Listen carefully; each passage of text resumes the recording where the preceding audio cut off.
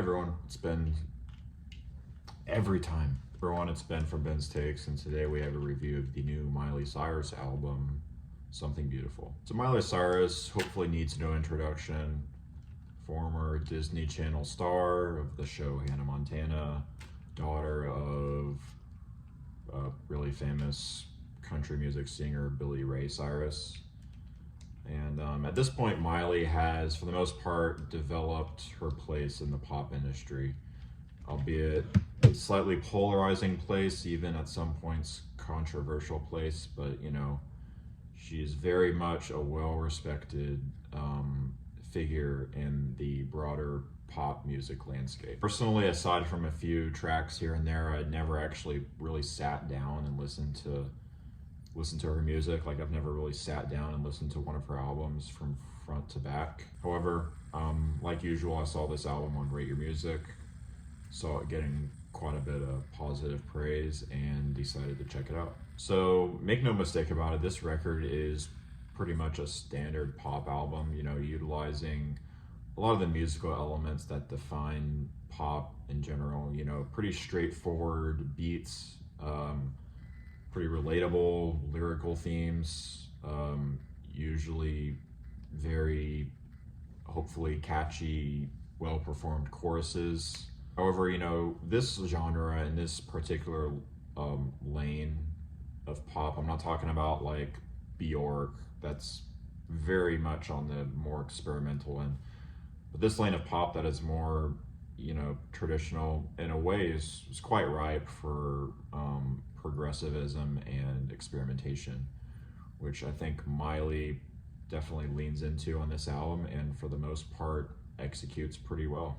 This approach is made pretty much immediately clear on the opener Prelude, which sees the introduction of some like Baroque sounding instrumentation, almost like something that you'd hear on, I don't know, Bjork's Vespertine, which then sees the introduction of some kind of heavy synths, not super bassy pummeling synths, just sort of like very, I don't know how to describe it, but very kind of hurried and uneasy, yet pretty deep synthesizers. Then see the introduction of Miley's vocals, which on this track are like completely spoken word and are done in almost like a robotic kind of tone to her voice. There are points on this track where I'm almost reminded of like GLaDOS from Thriller.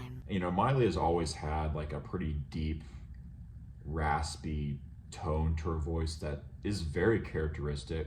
Like, it's quite recognizable and easy to identify. However, I've never really kind of seen the potential in her voice to sound almost like a robot, and I think this track definitely explores that in a way that for sure benefits the track.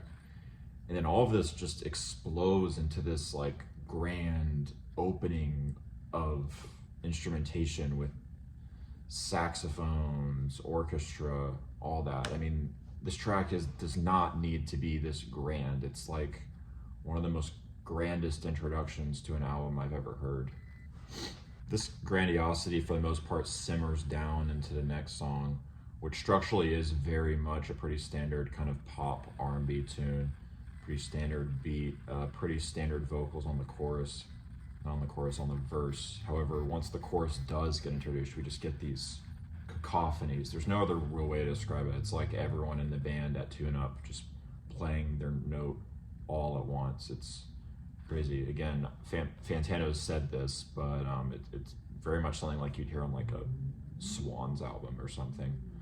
And then on top of these cacophonies, you get these like really layered vocals, sound almost sort of like House of Balloons era Weekend in a way.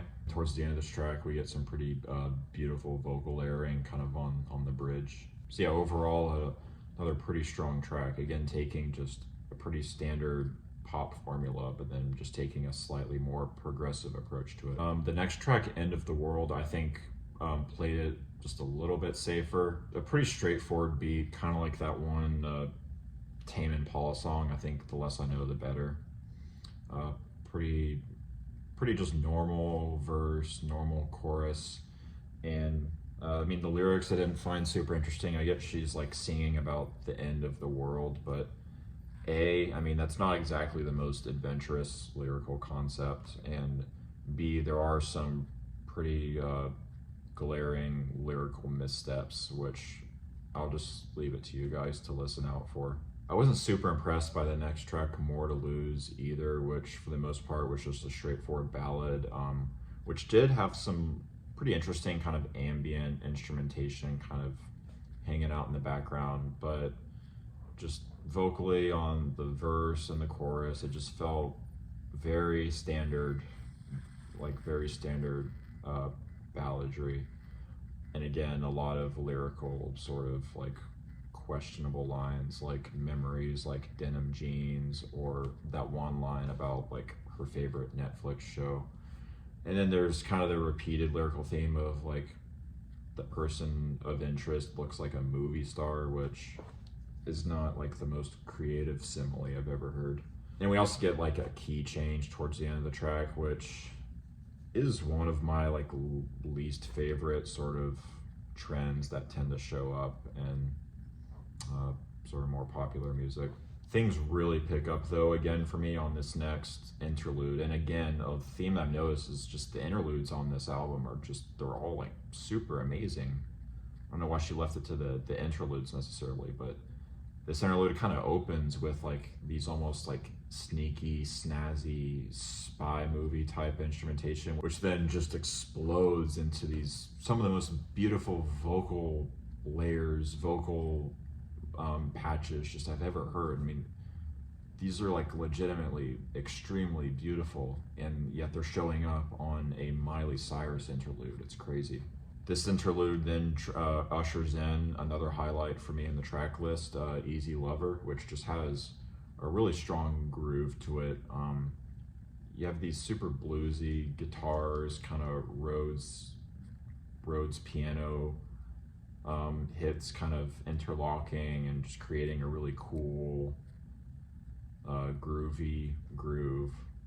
But then just the chorus is just absolutely stunning. You get this like beautiful interplay of this like really chilled out verse, laid back verse, pairing with this like super explosive, regal chorus. And again, this is very much a pretty standard pop formula. I mean, the beat itself is pretty standard. Again, pretty standard verse, chorus, verse structure. However, just these just slight altercations really, for me, elevate this track to like another level. Interlude 2 sees the use of like these almost like IDM-esque instrumentation bits, and they're done in a way that actually feels like not just kind of thrown onto the album. You know, definitely a lot of respect for Miley on this album for actually being able to work with these more eclectic, more adventurous sounds, and actually seeming to have a pretty strong awareness of them and what makes them enjoyable. And we get another highlight for me, Burning Golden Sun, which again is a pretty straightforward pop tune. However, Miley's vocal performance on the chorus is just absolutely stunning. It's you just have to listen to it. I think when Miley sings high, it's like way more powerful than it would sound if she had like a naturally higher voice. Like again, because her voice is a bit lower on the note range, when she really reaches up into that high register, it really brings out a specific quality in her voice, which absolutely brilliant in my opinion. Yeah, another highlight for me. Walk of Fame was maybe not a super strong track for me. I did like Brittany Howard on this track. I do love her voice. She has a very, again, she also has a relatively deep voice, very powerful presence. However, the song just really didn't bring much to the table in terms of just, I mean, Miley's vocal performance was pretty par for the course on this track. It's pretty long too, but yeah, just again, a track that I just don't really have much to say. It seems just like a very standard slightly above average pop tune, in my opinion.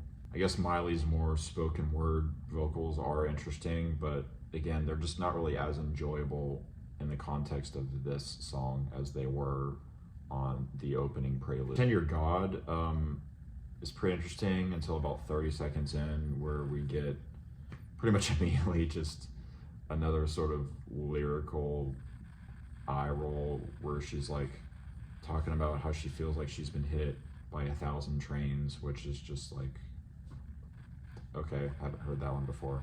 There is, however, some like actually legitimately pretty interesting instrumentation on this track. There's a lot of like background reverbed guitars as well as like other sounds that sound almost like post-rock inspired in a way. However, again, I just didn't really find the vocal elements on the verse nor the chorus nor on the lyrical front to be super compelling. And I felt like, you know, if this track had another extremely compelling vocal performance from Miley, like we've already heard on some other tracks on this album, this track could have been a highlight for me as well. You think at the track Every Girl You Loved, which I initially wasn't a fan of. However, you know, upon a few other listens to it, I think it does have also a pretty great instrument to, but upon a few other listens, I found the instrumental to be actually quite interesting. It has this very like pulsating EDM vibe to it, and the chorus is fantastic. The way Miley's vocals kind of interlock with synths and the saxophone, they kind of interlock in this very satisfying way. And I thought Naomi Campbell's vocal bits on this track were actually quite interesting, especially when they show up in the latter half. It kind of recontextualizes kind of the concept of the song. It turns the song into almost like a high fashion runaway EDM song, and it really kind of, that shift in perspective to me was actually quite interesting. And the following track, Reborn, instrumentally at least, is almost kind of in the same way, working in this this concept of almost like European deep house EDM. There's actually even some like reverb vocal shots kind of hanging in the background that kind of almost remind me of like Burial's Untrue in a way. However, on this track, again, vocally, melodically, wasn't super impressed. I just thought the whole like kill your ego, now I'm reborn. I just thought that whole sort of theme of like let's get reborn, it just, to me, just seemed kind of tacky and a little bit corny. We'll say though, towards the end, kind of the Give Me Your Love sort of introductions, again, I thought were very interesting and sort of, again, remind me of Burial, with the way he used those vocal samples on that record in particular. And yeah, I would say overall this is a solid track despite some of the weaker lyrical elements. And Give Me Your Love was another song. Didn't have a whole lot to say. I didn't have any like super overt negative criticisms toward it. Again, it just felt I think the instrumentation was pretty cool, pretty lush, but again, just felt a little weak to me. There weren't any elements on it that really stood out in a positive way. So yeah, while this album did definitely have a few underwhelming moments here and there were moments where I felt Miley was playing it just a little bit too safe. There were moments, both instrumentally and vocally, that legitimately blew me away. Yeah, that's why I'm pretty much feeling a decent to strong 7 on this album. So yeah, thank you guys for watching.